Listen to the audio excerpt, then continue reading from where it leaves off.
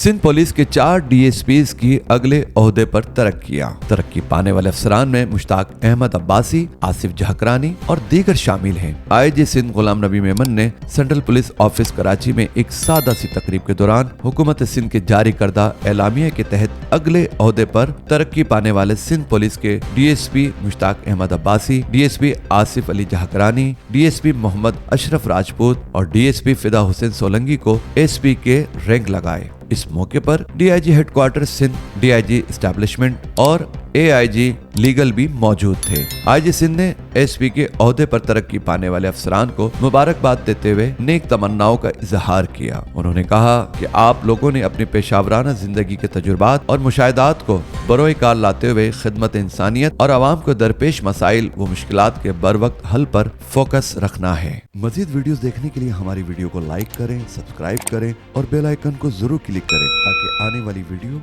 आप तक बआसानी पहुंच सके।